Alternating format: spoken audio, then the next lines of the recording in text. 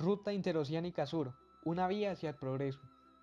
Este proyecto consiste en la unión entre los océanos Pacífico y Atlántico, que prometió traer consigo múltiples beneficios y progresos para los gobiernos tanto de Perú como de Brasil, fomentando el comercio, el turismo y la integración entre culturas.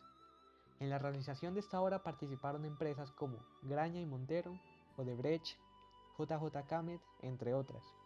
Los costos estimados inicialmente para la realización de la obra fueron de 800 millones de dólares.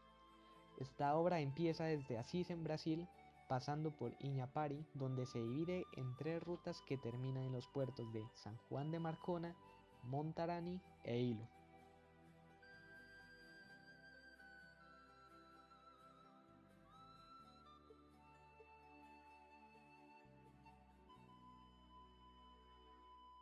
Los pros de la carretera interoceánica sur son un mayor intercambio cultural entre las fronteras Perú y Brasil, un fortalecimiento entre las relaciones diplomáticas de ambos países, un incremento en la calidad de las vías de transporte que conectan a los municipios involucrados, lo que permitió bajar el precio del transporte y promover la visita en dichas zonas, una mejora en la educación para los pueblos fronterizos con el Brasil que antes poseían este recurso limitado.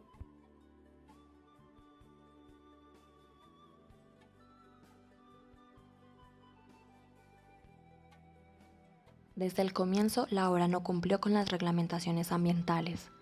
Los estudios de impacto ambiental fueron aprobados después de iniciada la obra, afectando la región amazónica por donde pasa la carretera, que ostenta una de las mayores concentraciones de biodiversidad del planeta. La deforestación fue amplia y provino tanto de las necesidades propias de la obra como de las que ocasionaron los habitantes que instalaron más viviendas y negocios pequeños. Se generaron obras injustificadas a raíz de la obra principal. La IRSA en 2006 anuncia 18 obras adicionales para el eje Brasil-Bolivia-Perú. Entre ellas constan 4 carreteras, 5 hidrovías y mejoramientos de la navegación en los 3 países, 4 hidroeléctricas y un complejo de tamaño y costo descomunal en el río Madeira. Los impactos directos, llamados derecho de vía, son estudios hechos a 1 kilómetro a cada lado. Los indirectos son hechos a 50 kilómetros, pero cuando se habla en términos amazónicos se deben estudiar centenares de kilómetros. En esta obra solo fueron tenidos en cuenta 7.5 kilómetros.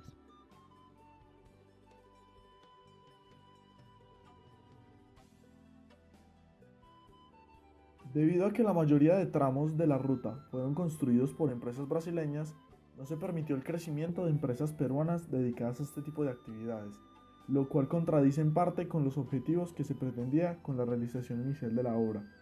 En 2017 se llevó a juicio al expresidente Alejandro Toledo, quien en su mandato comenzó la construcción de la obra, por casos de corrupción que incluían el soborno por 20 millones de dólares para pasar por alto irregularidades en la construcción de la ruta interoceánica, lo que pone en duda la calidad de la obra.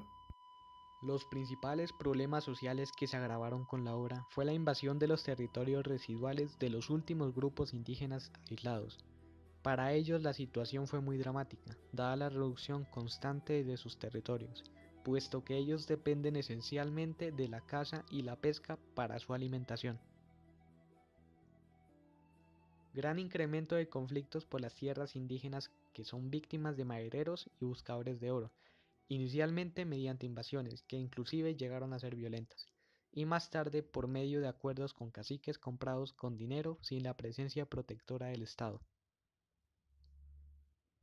Incremento de cultivos y actividades ilegales, incremento de la inmigración en las zonas urbanas, aumento de la prostitución, del trabajo con ribetes esclavistas y de la delincuencia en general.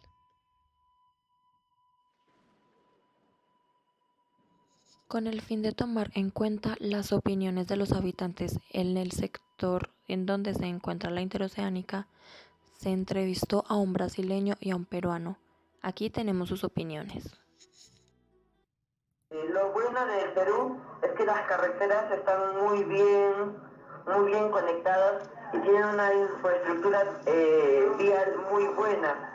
Es decir, que tú ni siquiera el recorrido lo sientes. Porque si es que toca perforar un cerro para poder pasar al otro extremo, el país lo perfora. O sea, nosotros no rodeamos el cerro.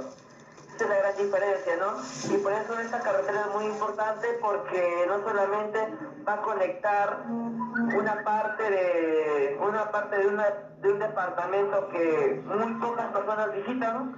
Sino que también se va a poder generar mejor empleo, la gente va a interactuar más y eso va a ser algo positivo.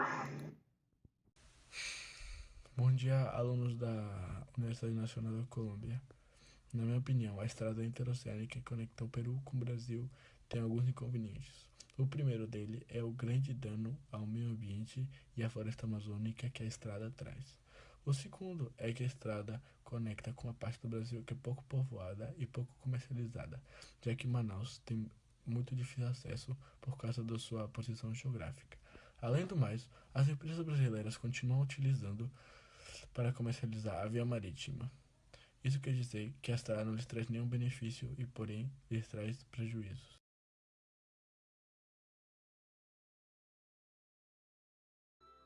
Problemas hay muchos en todo lo relacionado con la obra, pero todo se desató cuando el principal problema fue económico. En ese momento toda la población se puso alerta y comenzó a notar las dificultades ambientales, donde fueron destruidas hectáreas de bosques, las dificultades sociales, donde los indígenas voluntarios fueron desterrados, y la corrupción que conllevó al gran problema económico. Al firmarse el acuerdo de la obra se estimaba un valor de $800 millones, pero al no haber hecho los estudios indicados se incrementó el valor por imprevistos. Además, a esto se le debe sumar la enorme presencia de corrupción en las empresas, entidades y el gobierno relacionado, ocasionando que el precio inicial se cuadriplicara, causando confusión y disgusto en toda la población, principalmente porque es un precio que se cobrará en los impuestos pagos por los ciudadanos. Aparte, la obra no cumplió su objetivo, el de generar comercio y progreso, causando solo pérdidas. Esta deuda estima ser pagada en 1,5 milenios, lo cual es un tiempo realmente exagerado, que pudo haber sido evitado si se hubieran tenido las precauciones pertinentes. Darle otro enfoque a la carretera, que pase de buscar el intercambio internacional a uno de menor escala entre poblaciones cercanas. Esto incrementaría el tráfico de camiones generando ingresos en los peajes e indirectamente motivaría a los pobladores aledaños a iniciar sus negocios, ya que es mucho más fácil el transporte para el intercambio de productos y materias primas. Otro excelente enfoque para la vía es darle un propósito turístico, ya que en todo su recorrido se observan maravillosos paisajes, que la gente sienta deseos de conocer esta hermosa estructura. Así pues, entre más gente visite la vía, más ingresos generan, que pueden servir para un control y posible solución a una parte de los daños causados en la construcción, o al menos para recuperar en un menor plazo de tiempo la inversión. Para evitar que problemas así se vuelvan a presentar en zonas tan importantes como estas, se debe establecer en cada tramo de la carretera un mecanismo de solución de conflictos que sea participativo y cuente con representación equitativa de la sociedad civil, local y nacional. Consolidar la gestión de áreas naturales protegidas de modo que eviten invasiones y además provean oportunidades de empleo y de negocio ecoturístico.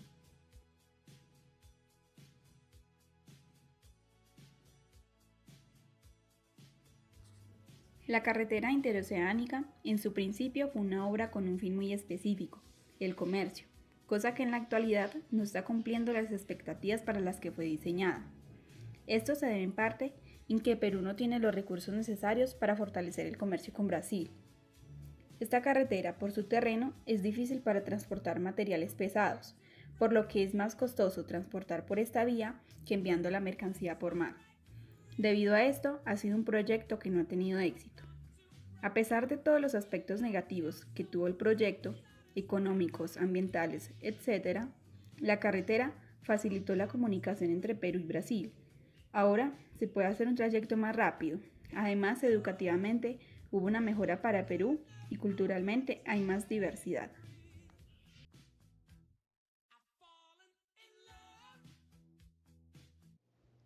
Si bien es cierto que la construcción de la ruta interoceánica no fue una mala idea, los beneficios que se pudieron haber obtenido con esta obra fueron desaprovechados, tanto por el gobierno de Perú como por el gobierno de Brasil.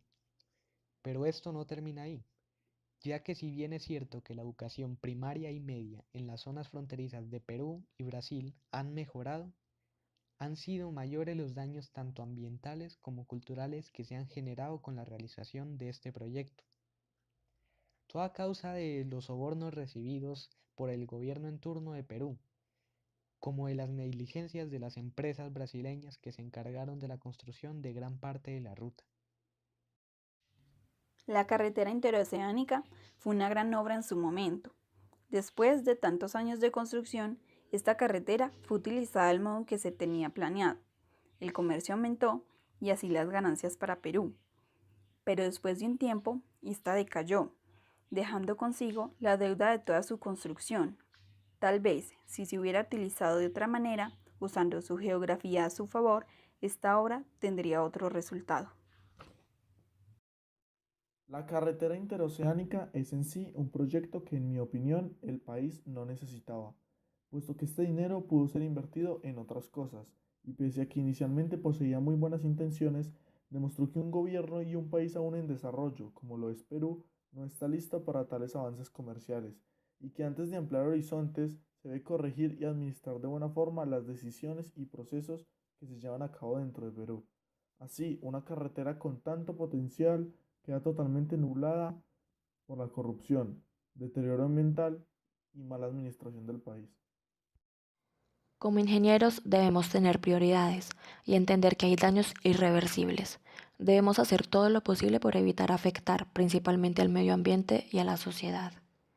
A la hora de hacer una obra de tal magnitud como la interoceánica, debemos olvidarnos del bien propio, de nuestros intereses económicos y de los intereses políticos, para poder tener una visión globalizada de los pros y los contras de nuestros trabajos, y así cumplir con nuestro verdadero objetivo, el de ayudar.